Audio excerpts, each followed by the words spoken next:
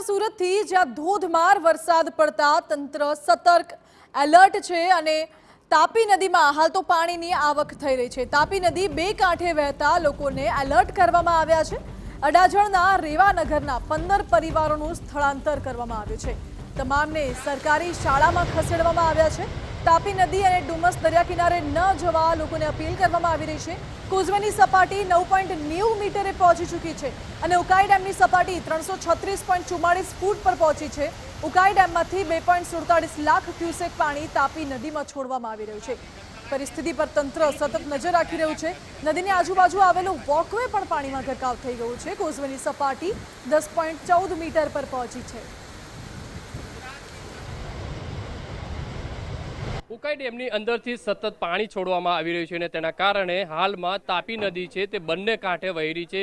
સુરતના જે નીચાણવાળા જે વિસ્તારો છે, તાપી નદી કિનારાના જે વિસ્તારો છે, ત્યાં પાણી ભરાવાની જે સ્થિતિ સર્જાઈ રહી છે અને તેના કારણે રેવાનગર જે વિસ્તાર છે જોઈ શકાય છે કે લોકોને સ્થળાંતર કરવાની જે કામગીરી છે તે અત્યારે કરવામાં આવી રહી છે। કારણ કે લોકો છે સહી સલામત રીતે સ્થળાંતર કરાય તે માટે આ મહાનગરપાલિકાની જે ટીમો છે, એમાંથી શું કહેશો, કઈ રીતનું પાણી અત્યારે પાણી તો આવ્યું જ છે, પણ અમને સહાયતા એટલે આપી, સ્કૂલમાં સહાયતા આપી દીધી છે। સામાન તો અમને પહેલા જ કાઢવાનું કહી દીધેલું, નીકળી ગયું છે અને અમને જમવાનું પણ આપે જ છે એ લોકો। પાણી ભરાવાનું શરૂ થયા છે કાલે રાતનું। હા, ઘરોમાં પણ પાણી આવી ગયા છે? ના, ઘરોમાં હજુ નથી આવ્યો। પસાડી નીચે આવી ગયા છે અમારા ઘરમાં, હવે આવશે। આટલું આવ્યું ને એટલે હવે આવશે થોડું થોડું। દર વર્ષે આવી સ્થિતિ રહે? હા, દર વર્ષે રહી છે। કેટલી મુશ્કેલી? આમ બહુ નહીં, આટલા સુધી જ આવે છે, અંદર રૂમમાં તો નથી આવ્યું, પણ આ વખતે વધારે આવશે તો આવશે પાણી।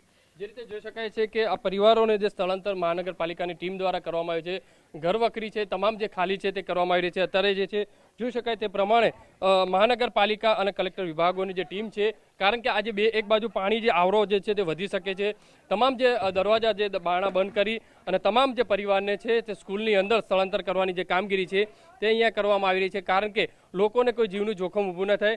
કાકા, કઈ રીતની સ્થિતિ અત્યારે? પાણી ક્યારથી ભરાયું છે? કેટલી મુશ્કેલી? કાલથી ભરાયું છે પાણી। કાલથી ભરાયું? કેટલી મુશ્કેલી દર વર્ષે પડે ચોમાસામાં? મુશ્કેલી તો પડે, પણ કોને કહેવા જવાનું? કેટલા લોકોને છોડે અહીંયા? કેટલા લોકોને ખાલી કરાયા? આ પછાડી વાળાના કમસે કમ 25 ઘર ખાલી કરાયા। 25 ઘર? કેવી સ્થિતિ છે? આ તમે જુઓ જ છો કેવી પરિસ્થિતિ છે। દર વર્ષે આ રીતની સ્થિતિ હોય છે? દર વર્ષે અહીંયા લગીન આવે જ છે પાણી। હા, તો કોઈ એનો નિકાલ માટે કોઈ વસ્તુ નહીં? એ સરકાર જાણે ને।